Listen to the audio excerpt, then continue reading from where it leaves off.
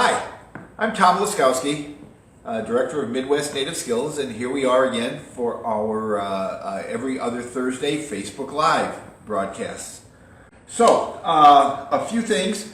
What I thought we'd do today, since it is getting cold outside, and I was told today that we're supposed to be getting, at least in Northeast Ohio, a clipper coming through right after Christmas. And we're supposed to get some pretty cold temperatures, some snow coming in. And I know New York and Boston, they just got a pretty good amount of snow. So staying warm outside is going to be an issue. It is December. So I thought that would be a good topic. So besides just repeating what your mom told you about layering, we're going to go a little bit deeper and talk about some tips, some tricks, some things you probably know already, and maybe give you some ideas that you didn't think about. We did have a few questions come in when we put this up, so I'd like to address those first. Some of them were, all of them were pretty good, but some were real pertinent. So Cheryl, what was one of the questions we got in? So actually we've got Wendy and Adam and Megan on. Hi Wendy, Adam, Megan, thanks for joining me. I like to have company of people I know. So Megan actually sent in a question. She wants to know, have you ever built an igloo, and are they meant to keep you warm? Would it be worth the effort if out for a long time? Fantastic question. Okay, so let's take that. The first part of that question was, have I ever built an igloo? The answer is yes. Built it on one of our main winter trips. There's a trick to it though. Whenever you think of an igloo, you're thinking up in Alaska, up, the Inuits and things like that. And there's a reason for that. You need the correct weather to build igloos. Here in Northeast Ohio, even you're getting Minnesota, Wisconsin, typically the weather is not correct to build an igloo. We had one or two winter trips, and this is without any embellishment or exaggerating. We had 30 to 40 below temperatures, and we had winds in the 30 to 40 mile an hour range. I'm not even going to speculate on the wind chill. That's not when we built the igloo. Those were evening and nighttime weather conditions. But that just shows you what it was like outside. So when you get those kind of temperatures, the snow gets extremely hard packed, and that wind packs it down even more. It was great walking around because even though we had 3 foot of snow, we didn't even have to wear snowshoes because the snow was so hard packed, we could just walk right on top of the snow. Reason I bring that up, when you're building an igloo, what you're doing, you make a knife out of just a piece of wood. You just carve a knife about this long, and it looks like just a big machete type knife. And you're cutting your blocks out. And you make the blocks about this big by this big, and you have to taper them. Remember, when you're building an igloo, it spirals up to the top because it's got the dome shape. So you want it to go up at an angle, so you're spiraling it up, but also it goes in, so you're canting the bottom of the blocks, so as you're laying the blocks, it's actually going in like this. So that's how you shape the blocks. You want this very hard snow, because once you take the first one out, it's kind of like taking the first piece of pie. When you bake a pie, you kind of mangle up the first piece, but after that, the pieces come out real nice. Same thing with the blocks. You have an area, you cut out your first block, kind of mangle it to get a start, and then after that, you just slice the bottom to separate it, and you just grab a block, pick it up, and you can almost toss it to the next person because they're so solid. So you get the block, you cant the bottom so the bottom's slanted, and you make it the right shape, and you build them. So yes, I built them. In those weather conditions, they are worthwhile. Couple things you have to be concerned about when you're building an igloo like that. If you're going to use it, the usable life is about 3 to 4 weeks, because if you are sleeping in it and you are going to make a cold sump so the cold goes down, and if you read about igloos, you can read all about that. You are breathing out moisture. That's going to form on the inside of the igloo. You are going to put air vents in there so you can breathe.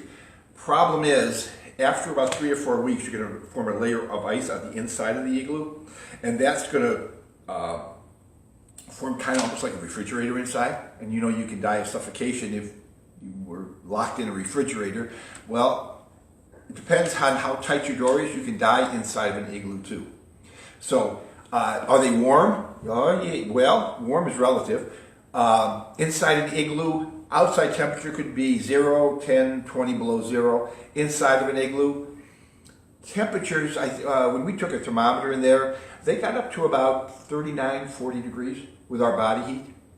So it's going to be warmer. You think, well, is it going to start melting? Not really. I mean, you're not going to get any higher than maybe mid to upper 30s. Upper 30s is kind of extreme. Mid 30s. What's the coolest thing about it, you take one candle in that igloo, light it, the whole thing glows this orange color, and it's dead silent in there. It's the coolest feeling. It's the sound just doesn't get in. If you ever were a skydiver, it's the same sound when you jump out of an airplane. If you're a skydiver, you right away notice everything's dead silent. That's what surprised me the most when skydiving. Same thing in an igloo. You get inside this igloo and it's like a tomb. So, is it worth the effort? Yes, in the right conditions. Building it here, not so. That leads me to another thing, these snow caves. Northeast Ohio area, Wisconsin, Maine, Pennsylvania, people build snow caves. You get a big pile of snow, dig it out. Is that fun? It's fun to do. Is it a survival method? No. Reason is, when I built I built five or six of them. And here, a couple of them, the neighbors can attest to this. I took our snow blower in the back because the kinds I wanted to build them, we didn't have enough snow. I just blew snow in a big pile in my backyard. So you can improvise to make your snow piles. But whenever I did it, either naturally, a couple times up in Maine, or here in Cleveland, by the time I got the snow pile built, okay, I was fine then.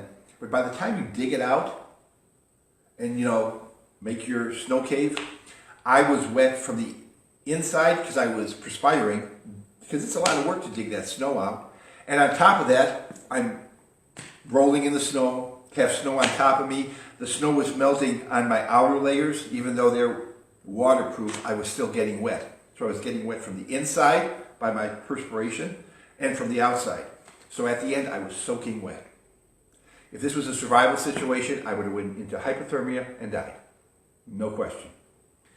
What I did when I was here building it in my backyard, I built the snow cave, came in the house, took a real hot shower, drank a couple cups of hot tea, put on dry long underwear, dry clothes, went back out there, and then played in the snow cave. If you want to do that, it's a lot of fun. But as a go-to for survival, it's not what you want to do. In a survival situation, if you are in the snow, you'd want to build like a scout pit, if you're familiar in our escape evasion class. But basically, you're making a trench, putting boughs on top of that, making a roof on your trench, putting snow on top of that, and putting a door.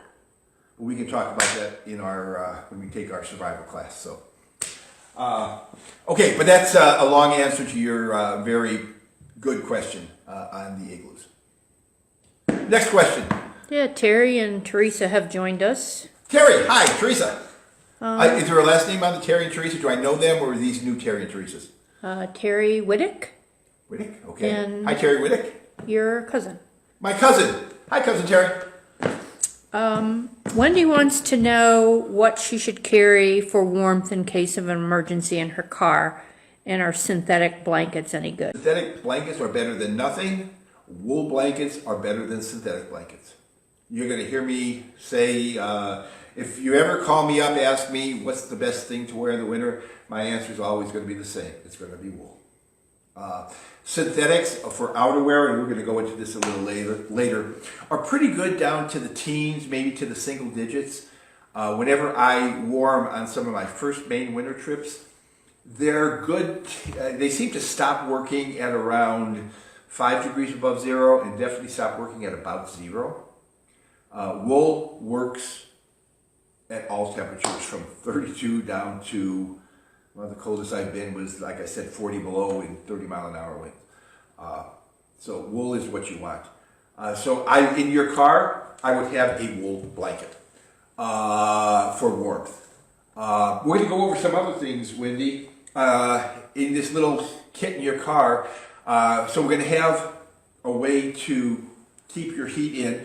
Having a emergency blanket, those Mylar reflectors are also good because they're going to reflect your heat in. So I would have one of those. So you can reflect your heat in, put that blanket on top of it. Now you're going to be conserving as much of your own internal warmth as you can. Have some energy bars in there because then your body can manufacture some energy. The energy is going to turn to heat, so you have something to reflect back on you. You want to have probably a change of dry clothing in there. Definitely have a pair of wool socks. I think it might be a good idea to even have a pair of long underwear in there, a nice dry pair of long underwear. If you're worried about space, if you happen to have a food saver, I just vacuum pack my emergency clothes in a food saver. It makes it nice and small and compact, and the only time I need it was in an emergency, and then I just take it out of there. Anusia actually keeps her wool blanket in a plastic cover, so kind of the same thing. Yeah. You want wool, and you want wool to keep you warm. So how about the cold ratings on sleeping bags? Okay. Sleeping bags are funny. There's no, as of now, they're trying to get a standard for rating sleeping bags so they could rate them across manufacturers. But to my knowledge, and in the past, there has been no standard across sleeping bag manufacturers. So if you want to go to a single manufacturer, like you want to buy a Kelty bag or a Slumberjack bag, you can compare bags in their line and get a pretty good idea of warmth. But you cannot, with any dependability, compare a Slumberjack 20-degree bag to a Kelty 20-degree bag because they have different ways of determining what 20 degrees is. Because if they have a human being in there, their test person, were they a cold sleeper or warm sleeper? There's too many variables. When I buy a sleeping bag, I always look at the rating, and the way I interpret that is the rating you're looking at is what that sleeping bag will keep you alive at. It is not what it will keep you comfortable at. Okay? What it'll keep you alive at. So, when I look at that rating, I always add 10 degrees to it. So, if I go out and I'm saying, okay, I'm going to buy a 0-degree bag, okay, in my mind I say, I'm really never going to use this bag if the temperature has a possibility of getting any colder than 10 above 0. So that's a kind of a rule of thumb. Once you do buy a sleeping bag, and I have a blog written on this. If you go to my website and go to blogs, it says about winter camping. Don't want to go too much into sleeping bags. That could be a whole other live streaming. But the two materials, the synthetic and the down, we can talk about that. Basically, if you're going to be carrying it for any distance, if you're a hiker, I would tend to the down sleeping bag. They're a lot smaller, they're a lot lighter. You have to be really careful not to get them wet though. The synthetic bags, they're bulkier, they're bigger, and they're less expensive too. But if you're going to go car camping, no need in spending the extra money on the down bag if you're just going to throw them in your car. No matter what bag you get, down or synthetic, please pay attention to this. Do not keep it in its stuff sack longer than you have to. That's worth repeating. Do not keep your sleeping bag in its stuff sack longer than you have to. Reason for this is simple. What's keeping you warm is not the fill in the sleeping bag. Just like what's keeping our house warm here is not the fill in the walls, the insulation. It's the dead airspace in between the insulation. That's why an R20 insulation is thicker than an R12. It's the dead airspace. By dead airspace, I mean the air that insulation is trapping. That's what they call dead airspace. So, if your sleeping bag is ready, say we bought this 0-degree sleeping bag.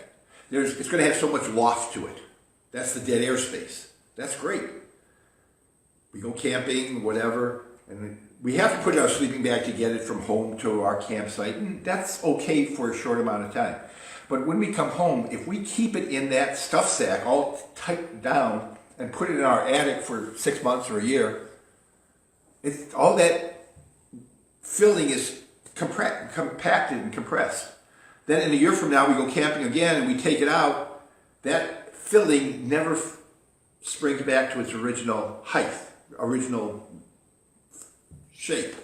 It's going to be not here, but maybe here. That's less dead air space. Interpret that as less warmth for you. So that 0 degree bag might now be only a 15 degree bag or a 20 degree bag. Not because anything deteriorated, only because you don't have that airspace in there.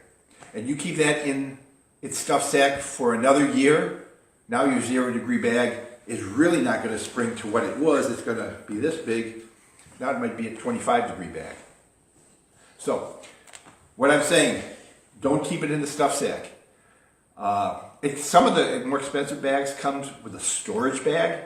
I don't even keep it in that. I like to lay it out on a bed in a spare bedroom, keep it up in an attic. If it's spread out, maybe every 3 months I flip it over. I'm a little, it takes some maintenance for a sleeping bag if you want to keep it at peak performance. So, what also I do is when I get to my campsite, I kind of shake it out, try to get that loft as high as you can. So my sleeping bag is the last thing I pack at home when I'm going on a camping trip. And it's the very first thing I unpack when I get to my campsite. I want to keep it in that stuff sack short amount of time as possible. Now, if you have a sleeping bag at home, and they do have a shelf life, sleeping bag, you should replace them probably every 10, 12, maybe for sure at 15 years because they just get old. But if your sleeping bag's been in its really stuff sack or even worse, a compression sack for a year or two, do not trust the rating. It's probably at least 10, 15 degrees higher, less effective than it was when you bought it. Maybe it's time to ask Santa for a new sleeping bag. Always wear dry socks. If you're going out, and parents, this is for your kids. If your kids are going to be going out all day or you're going out on a hike all day, take an extra pair of socks along. You'll be amazed how much warmer and how much fun your day trip's going to be if maybe halfway through the day you just change your socks into a dry pair. On average, a person sweats about a pint of water out of their feet per day. That's a lot of water. Yes, it can evaporate and stuff, so you're not sloshing around in your shoes. But even though you say, gee, my socks don't feel wet, they're damp. So if you're going out maybe halfway through your day, take 30 seconds, take a minute, take your shoes off, take your socks off, leave your feet dry for maybe 30 seconds to a minute. Yeah, it might be chilly outside, but you'll get the heat back. Put on a dry pair of socks. It'll make a world of difference, believe me. And we want to use wool socks. Another thing about socks, people always want to put on 2 pairs of socks. I'm not a big advocate of 2 pairs of socks unless you have really small feet and you have really big boots. If you're putting on 2 pairs of socks and because of that your boots are tight on your feet, you're doing yourself more harm because you're limiting the circulation. Your body's pretty good at keeping your extremities warm as long as you let your blood circulate. By putting 2 pairs of socks on, now your shoes are very tight, restricting circulation. You're kind of defeating the purpose. So be aware of that if you want to put 2 pairs of socks on. Maybe you want to put 2 thin pair of wool socks on rather than 2 thick pair. That might be an option. Adam wants to know about footwear, in particular boots. Who does? Adam? Adam. Okay, Adam. I don't have a really wonderful pair of boots that I'm going to say, oh, these are wonderful. As Adam well knows, when we go up on our Maine winter trip, and I keep mentioning this Maine winter trip because Maine has some pretty extreme conditions. So when we're talking about cold conditions, northern Maine, you'll get them up there. When we go on that trip, we wear something called muklux. It's what the Inuit in Alaska and northern Canada wear. They're basically canvas, non-treated footwear with a rubber sole bottom. And I know everybody's thinking, well, how's that going to keep your feet warm? Well, the muklux themselves do not, but you wear a bootie inside. It's a wool liner. So what you do, you put a wool liner on there, and then you put your mukluk on top of that, and it comes up to you about up here. I didn't bring my mukluks down, but if you're interested in what they look like, they're pretty stylish. The company I would recommend is Steiger, S-T-E-I-G-E-R, Mukuks, M-U-K-L-U-K-S, Steiger Mukuks. They're in Minnesota, I believe. That's where everybody seems to get their mukluks. Anicia and Wendy love them. What's that? They love their mukluks. Mukluks are great. You want to get them a little bigger because you're putting them in there. That's what I recommend. However, mukluks, at least on our main winter trip, they're only worn if the temperature is going to be below 20 degrees. Because below 20, the snow does not melt on the unwaterproof canvas. Now, if it gets warmer than that on this trip, we wear tingly boots. Tinglies are what the farmers wear. They're rubber boots, and you just slosh around in the snow and whatnot when the temperature's above 20 degrees. In rubber boots, your feet sweat, so you have an extra pair of socks and an extra pair of this boot liner that you change usually twice a day. There's no way around it. You're wearing rubber boots, you're going to have wet feet. So you deal with that by changing that twice a day. If you're putting, now these liners, you can go to Steiger's website and see their liners. I think they'll sell a silver liner, which is a synthetic one. I personally don't like those. I guess they work okay. The wool ones work better. So you can see what Steiger has on their site. If you can, and you can buy these for just your normal boots. I know people have called me going on the main winter trip, and they ask me the same question, Adam, what should I wear? And I give them the spiel I just gave you. You know, buy a pair of Steiger mukluks. They're about $200 plus or minus. James Steen loves his Steiger mukluk. Who, James? Yeah, I remember James got the same kind I did, I believe, with the little beading around the top. Welcome, James. Thanks for joining us.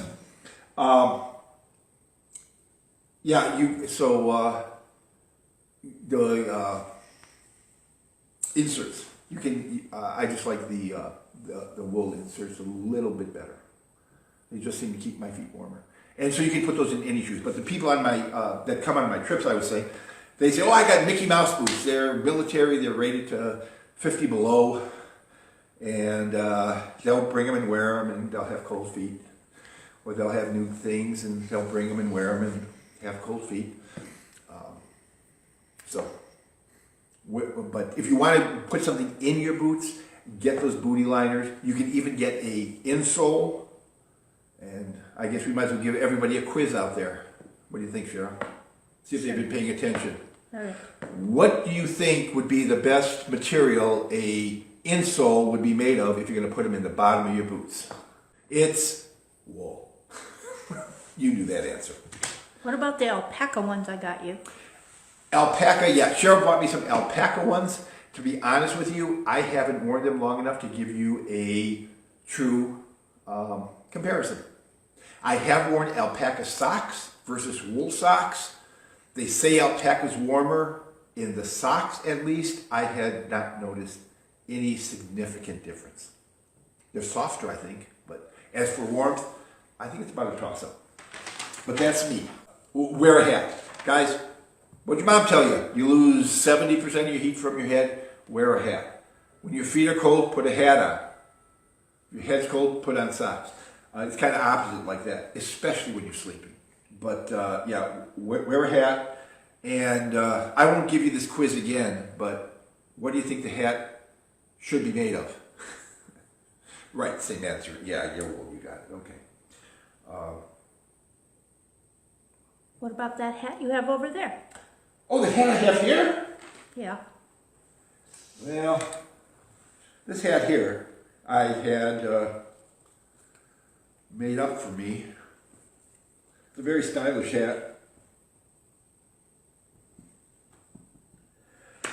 Not very practical though, not because it's made out of coyote. Not practical for Northeast Ohio. It's not near as cold here to wear it. Coyote is the second warmest material you can make a hat from. The warmest, anybody have any idea out there? I like these quizzes. Let's get people interactive. Come on, somebody guess. I know I didn't talk to this during Megan's survival class, and I don't even think I did it with James's survival class. But actually, the reason why this is not practical, this is too warm. Only place I could actually wear this and be comfortable is Maine. This is okay in Ohio if I was sitting still. I have two. Two answers? I have mink, bear, beaver. Good answers. They're all good. Rabbit. Rabbit, really thin. The rabbit skin is thin. The hair would be good, but it's not good for making hats out of. Actually, the correct answer, the actual warmest, is raccoon. This is second, and then we have all the ones you mentioned. Any kind of fur is going to be good. So those are good answers, but the actual top. So if you can get a raccoon hat, you're going to have a really warm hat. But if you're going to be like saying, oh, I'm going to be hiking, you're not going to be able to wear it. It's going to be too warm. You're going to be sweating in it. Adam says bison.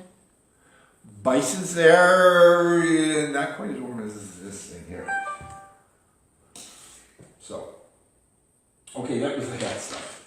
Yeah, I was surprised when I found out it was raccoon. And I was real surprised when I thought the coyote was that warm. But it's really warm. Oh, by the way, if you ever have a hat like this made, have a liner put in it, and that's going to even make it nicer. And let's see, what kind of material could we have the liner made out of, Cheryl? Maybe wool. That's an idea. We could have the liner made out of wool. I guess if you wanted to make it not as warm, you could skip the wool liner. Okay. You guys know in the wintertime to keep warm, do not drink alcohol. Even brandy. You're thinking, oh, brandy makes you feel warm. Well, yeah, it might make you feel warm temporarily. But you probably already know this, but alcohol actually dilates your blood vessels. When you dilate your blood vessels, you're allowing more surface area, more of your heat to escape on your body. So drinking alcohol will actually make you colder when you're outside. So it depends what your purpose is. If you want to get a little giddier and happier, drink the alcohol. If your purpose isn't to try to stay warm. But if you're trying to stay warm, stay away from the alcohol. Okay, this is what I really go by. Eat Reese's Peanut Butter Cups. I say this before you go to bed because Reese's Peanut Butter Cups, if you eat it, has sugar, going to give you a quick boost of energy. Think of that as generating heat. The peanut butter is going to be a little longer term because of the fat, longer way to generate heat. But during the day, eat some candy bars. Get that heat up, especially if you can get the sugar for a quick burst and peanut butter or something that has some fat in it for the longer extended to keep warm. Buy a pair of muklux, wear wool. Oh, windproof and waterproof your outer shell. You need an outer shell, guys. The cold isn't the problem. It's the wind. The wind's going to get you. So what you want to do is make sure your outer shell is going to be windproof and waterproof would be great. So a lot of the, and it doesn't have to be thick. So if you have something wool on, have something real nice and light. I know when we went on Maine, a lot of times we wore an outer shell. What's the name, Cheryl? An anorak. Anorak, thank you. An anorak was made of a material called Egyptian cotton. Egyptian cotton is cotton. It's got a very high thread count per inch. In fact, so high that it is windproof. You cannot breathe through it. And if you stretch it and put water on there, it'll be there tomorrow morning. Water won't go through it. So I forgot what the thread count per inch is. 1,100, 1,200, something crazy. Which makes it expensive. but we made an anorak. An anorak is basically, think of a garbage bag with a hood on it, with two things to place your hands, because that's what it looks like. It's not stylish in any way, shape, or form, but it goes on, you got a big hood thing, and a place you can put your hands. And you can Google anorak and you can see a picture of them. But it's extremely light, packs up maybe this big, and the only purpose is to cut the wind. And like I said, up in Maine we had some high winds at times. It stopped the wind. Stop. Dead. So you eliminate all the wind chill factor, then you're just dealing with temperatures. The wool will take care of that, especially if you have 2-3 layers, you're warm. So, okay, let's go over a few things here because I'm just blabbering here. Just some ideas. Let's start basic. Let's talk long underwear. If anyone out there has any of the old long underwear, it looks like it's white probably, it looks like it has a waffle pattern. That long underwear makes great char cloth if you're familiar with flint and steel fires. Do not use it as long underwear. It's junk. It's made of cotton. Cotton, when it's dry, feels good against your skin, but when it gets damp, as from moisture from your perspiration, it will suck your body heat away 25 times faster. Do not use that. Use it for rags, use it to wipe up spills on the floor. Don't use it for warmth.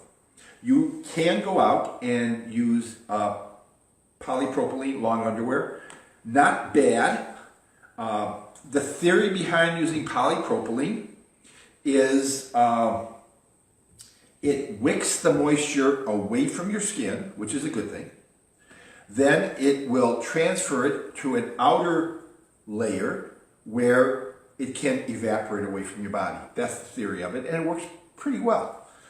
Some of the drawbacks of the polypropylene, it will retain odors after a while. Now, this is even if you wash it every time after you wear it. After some time, it will start retaining some of your body odors, and it does not come out in the wash. So it's not bad, if you're shoveling snow, snowboarding, whatever. And it's relatively inexpensive. You can get a top and a bottom. And a lot of people are using the Polypro long underwear. I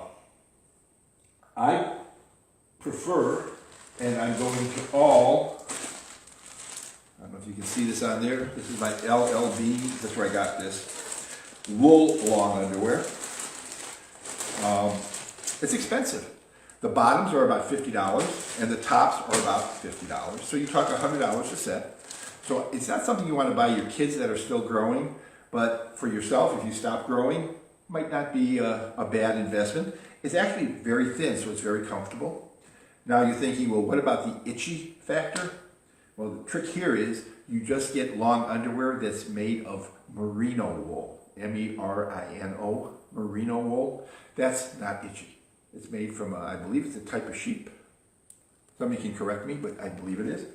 And the merino wool is not itchy, and it wears like wool, which is very good, and it's warm as heck. So if you're serious about staying warm, merino wool is what you want to get. So, James says cotton kills in winter. Who does? Who said it? James. Yes, James. That's exactly right. That's a good thing. Cotton does kill. Yeah, if it gets wet, you're pretty much toast. Good way to say it. Wool pants. Wool pants are really expensive, but they wear like iron. So these are my main. Anybody on my main winter trip will recognize these. I have like 2 pair, but I wore these basically all week on all my main trips. I only took 1 pair and 1 emergency pair. But this is what the wool pants look like. They're warm. They're great. This, with those long underwear, we're talking, I'm comfortable at 25, 30 below, 0. Yeah, that's what you want if you want to keep keep warm. They're expensive. They're about $200 a pair of pants. But again, you're going to probably have them if not the rest of your life, pretty close to it. You have somebody else? No, Nisi's just going to wait to buy her wool long underwear until the pandemic is over. Okay. Because she doesn't fit in her pants right now. That's another issue. I hear you. A couple other things. People always are asking about gloves. The best gloves I found, these are military gloves. They're the extreme cold military gloves. I brought them out to show you so you can see what they look like. They have the mustard colored hand part. They have this fuzzy on the back, and they have the gauntlets. Now they do have also a glove that goes on your hand that you put on before you put in here. And it has a trigger finger because, again, for the military, these are made for military operations. These gloves are fantastic. They will keep your hands warm. Now, whenever you're talking about winter gloves, you do not want to wear gloves with fingers. You want to wear mittens. Mittens are keeping your hands like this so these fingers can warm each other up. When they're individual in a fingered glove, every finger's on its own and you're going to have cold fingers. So you want mittens as a general rule, but if you want something like this, these are really good. Notice I have a string on here. We do this on our main winter trips because you do this. And so, you know, you have your glove on and your hands are warm. And then you think, okay, I need to carve something, you know, this is very poor for dexterity. So you do that, do this, and your gloves are right here. They don't fall in the snow. First time I saw somebody do this, I thought, oh, that looks kind of dumb. And a day later, I had mine on a string and never took them off stem. So it's just a good little tip. I have some other gloves here. I do have some beaver. Beaver's great. It's waterproof as all get out. And you're right, beaver is extremely warm. So depends what you're doing. The beaver gloves are great. And like I said, if I'm ever really cold, I still have my coyote gloves. And again, if you're doing this, you're probably going to have them custom made, so you might want to have a slit put in them so you can still get your fingers out and you can still do things, a little manual dexterity, but you can put them in. So, but something like this, if you have the fur, it's going to keep you real warm. I've been mentioning wool all along. Where do you get it? My two favorite places are Woolrich and Pendleton. Woolrich and Pendleton. Two companies. Sometimes they run sales.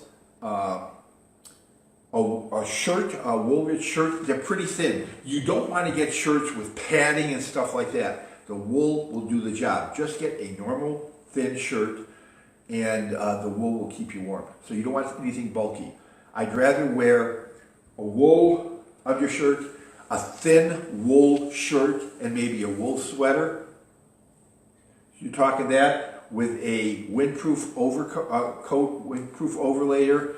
You're talking 10, 20, 10 below, 15 below zero, and being toasty warm as I am now. With those layers, not a problem. Let's talk something a little more modern. What are you going to do that you want to keep warm? You want to buy something more, 21st century. These reheaters are kind of cool. We all know the heaters, that they're one-time use. You take them out of the pack, they warm you up. They last about 8 hours. They don't get really hot, but they provide you some warmth. Football games, whatever.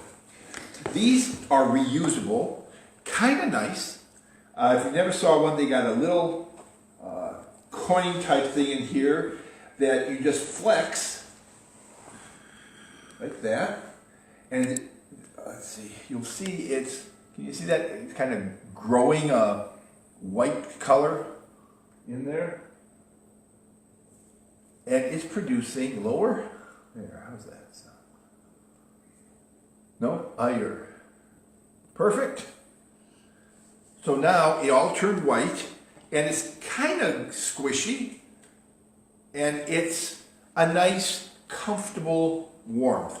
That's how I'm going to explain stuff to you, the way it feels to me. It's comfortable. It's not hot. It's not like, oh, that's too hot for me to hold. But it'll remain this comfortable warmth for a good 30 minutes and reasonably warm for another 30 minutes. And then that's it. Then I take it home, and all you do to recharge this is you place it into a pot of boiling water for 15 minutes, and it turns this back to this, and it's totally reusable, and it's reusable for hundreds of times. They come in all kinds of shapes. They have one solid one, they have this one, this one. They even have some, like a facial. If you have sinus headaches, you can do that and just put it on your face. So I like the idea they're reusable. Downside, they're good for about 30 minutes of nice heat and another 30 minutes of, oh yeah, that's a little bit warm. So these are kind of nice. I do sell these on my website, but they're called reusable heaters, reusable packs. These, Shemagh got me for Christmas last year. These are electric hand warmers. Let's see. There's two of them here. I just want to tell you it's 5,200 milliamperes. So that's the power of the battery. It can be used to recharge your cell phones. So the way this works, I want to get behind the camera so you guys can see this.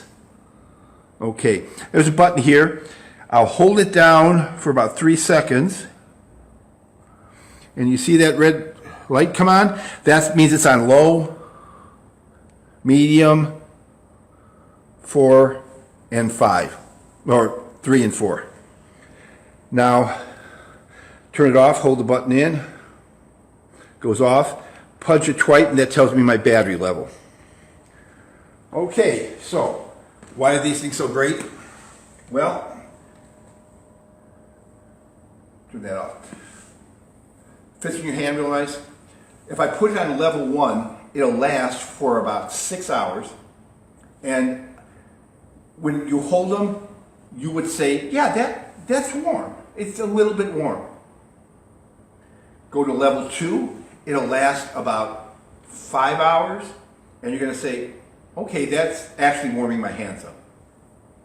You go to level 3, you're going to go, wow, that's not hot, but it's pretty warm. It's getting there. You go to level 4, you're going to go, okay, that's a little too hot. I'm going to knock it down one. And naturally, your times are going down about an hour every time you go up a level. So these are rechargeable off a USB. You're going out for a hike for a couple hours. You can put one in each pocket. They're about 25 bucks a piece. I was going to look up the exact name so you can look them up, and I didn't have a chance, or it kind of slipped my mind. But I will find out and put it in the comments on Facebook here, so you guys, if you want these. But they make a great Christmas present, and they're worth the money. Anicia bought them for a family last year, and they love them. They're really great. And again, if your cell phone's dead, you can plug your cell phone into this, and this is going to act to recharge your cell phone. So I don't rarely like electric stuff because they usually do not operate like they advertise them. These do. These are pretty cool. And last thing I want to go over is stuff for your feet, because if your feet are warm, you're warm. There's a lot of electric insoles, and I've had a couple of them. A lot of them have the batteries in the insole themselves. They have thin batteries and things. I've had those, and all of them I've had break because you're stepping on the batteries. Kind of obvious. These I have. These are the Thermacell. The batteries actually strap onto your ankles, and the batteries are a separate unit that you recharge. Plug it in, the charger comes here, you can recharge both of them at one time. And this straps to your ankle. It's a nice tight strap, has a pocket for the battery, and then you have these cords coming out that plug in to the battery pack. Yes, it's a little cumbersome. Yes, it's not as convenient as the one that all works in the insole. These don't break. These work really well. So you can get the kind that's all in the insole, replace them every year, and they don't heat up that well. Or you can put up with a little bit of inconvenience of having this strapped around your ankle and have them really work well and warm your feet. So that's kind of the choices. So I like these. I use these. Whenever you have anything rechargeable, and we're not just talking about insoles, but anything from a rechargeable flashlight to these hand warmers, you never want to let them go completely dead and not use them for several months. So that means if you buy any of this that's recharging it, come June, July, and August, don't just put them away someplace. Have them where you can get at them, turn them on, let them use them for 6-7 hours, and recharge them. That'll keep the batteries keeping good for 5, 6, 7, 8 years. If you let them go completely dead and don't recharge them until next November, you cut the battery life down by half. So you got to always continually use and what they call recycle the batteries. So those are just some tips and tricks. Anybody out there have anything you want to write in or any tips you have on keeping warm? But layers is the trick. Shemaghs are very good if you're if you're not familiar with them. The scarf head wrap. There's probably about 15 or 20 different ways to tie them. They're a good windbreak. They're very versatile. They're a good head wrap.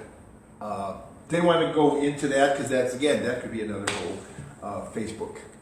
But if you want something on your head to keep your ears warm, that would be another thing. So we went even longer than I wanted to. Thank you for joining us. We're going to be back on the 14th of January. I really would like to hear some topics you'd like to hear about. So please write us. I'll get the name of this on the Facebook page, so in case you want one, it'll be there probably within the next hour. And other than that, you have yourself a very Merry Christmas and a Happy New Year. And let's go into 2021 and we'll see what it has to bring. With a positive attitude, I think we can make it a good year. So Merry Christmas, and I'll see you next year. Merry Christmas, everybody.